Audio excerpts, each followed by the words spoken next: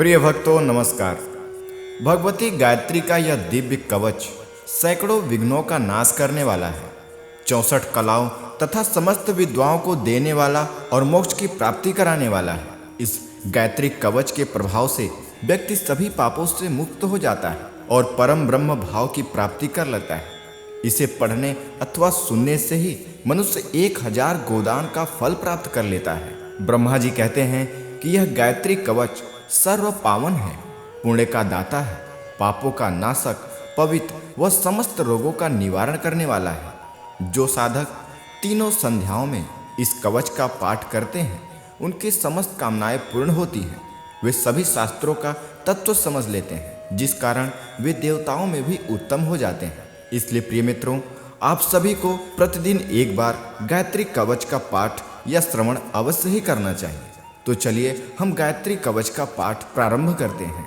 ओम अथ श्री गायत्री कवचम।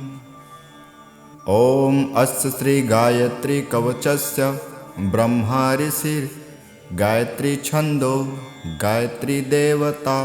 ओम भूः बीजं भुवः शक्तिः स्वः कीलकम् गायत्री प्रीत्यर्थे जपे विनियोगः। ध्यान। पंचवक्त्रां दशभुजां सूर्यकोटिसमप्रभां सावित्रीं ब्रह्मवरदां चन्द्रकोटिसुशीलतां त्रिनेत्रां शीतवक्त्रां च मुक्ताहारविराजितां वराभयाङ्कुशकसा हेमपात्रा च मालिकां शङ्खचक्राम्बुजयुगलं कराभ्यां दगतिं वरां शीतपङ्कजसंस्थां च हंसारूढां सुखां स्थितां ध्यात्वैवं मानसां भोजे गायत्री कवचं जपे। ॐ ब्रह्मोवाच विश्वामित्रमहाप्रज्ञात् गायत्री कवचं शृणु यस्य विज्ञानमान्त्रेण त्रैलोक्यं वसयेत् क्षणात्।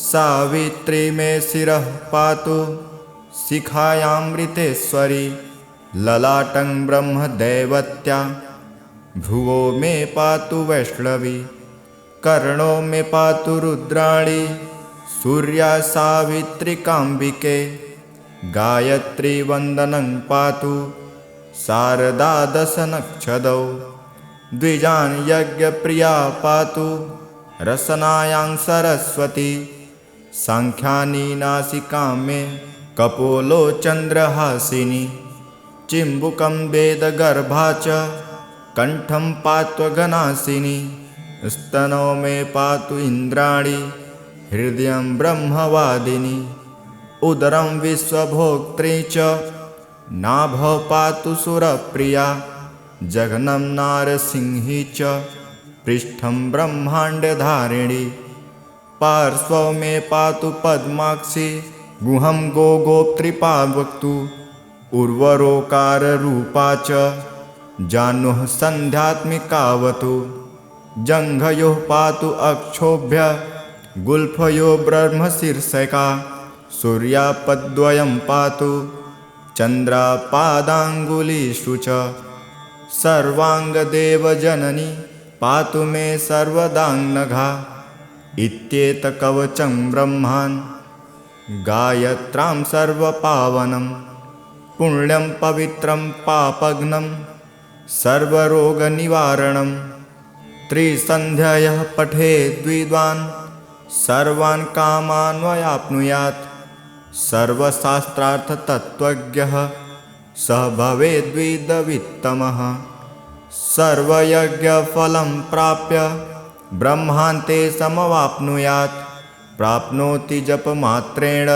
पुरुषार्था चतुर्विधान्। इति श्री विश्वामित्र संहितोक्तं गायत्री कवचं सम्पूर्णम्।